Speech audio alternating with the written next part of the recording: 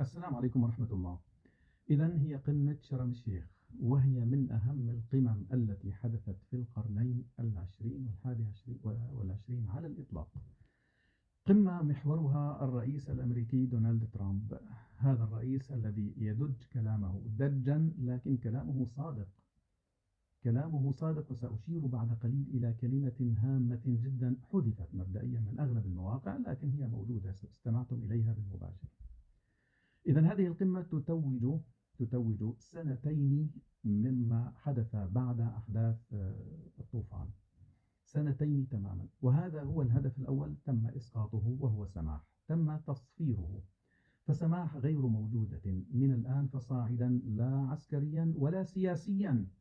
موجودة عسكريا إلى حد ما، وذلك في معاقبة الذين فرحوا بهذا الحدث بخروج المعتقلين، الذين تحدثوا عن سماح وانتقدوها. يتم إطلاق النار عليهم الآن في ساحات غزة للأسف الشديد. إذن هذا ما تبقى من رصاصات آثمة في مخازن سماح يطلقونه على صدور الشعب الفلسطيني بحجة أن هؤلاء عملاء، وما هم بالعملاء، هم فقط من الذين فرحوا وانتقدوا سماح. الانتقادات قادمة، الهجوم على سماح قادم. تذكروني رجاء، تذكروا هذا الكلام.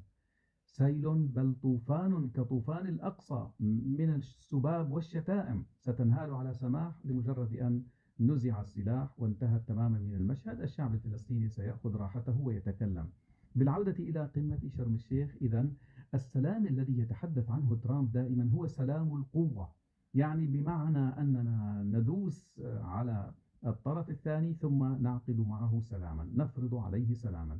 وبالتالي حديثه حتى عن إيران بأن إيران ستقبل بالسلام، أي بعد الدوس عليها.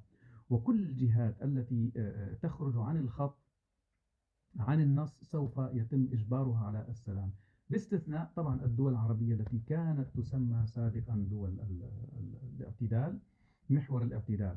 أنا دائما أميز بين حالتين، بين جهة يراد استهدافها من قبل إسرائيل وهي محور المقاومة، وبين جهة تستهدف بالسلام.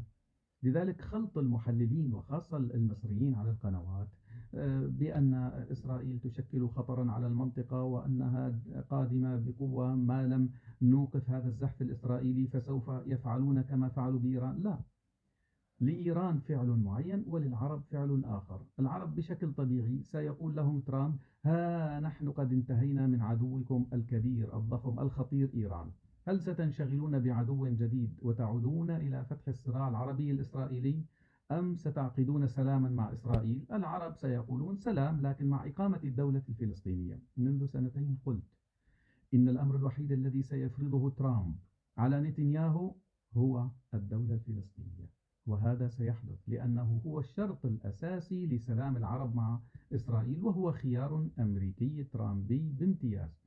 لكن الكلمة التي يعني لفتت نظري ونظر الكثيرين عندما تحدث عن الشيخ تميم أمير قطر، قال بأنه رجل جيد وذكي وقائد وقوي وإلى آخره، على الرغم من يقول عنه بأنه سيء أو بهذا المعنى. أنا يعني حاولت أتذكر الكلمة تماما.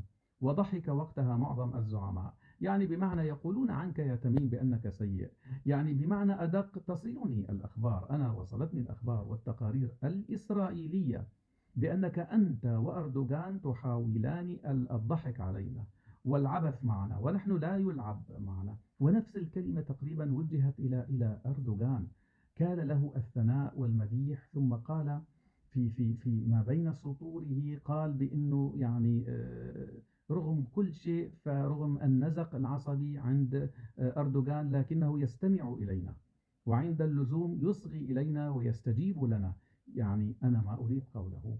في كل فيديوهاتي السابقة كنت أؤكد أن هناك محور مقاومة وممانعة سني بقيادة أردوغان يحاول بقدر الإمكان الإبقاء على الإسلامويين المتشددين المتطرفين ليكونوا بمواجهة إسرائيل، وبالتالي خراب البلاد والأمصار. شكرا لكم.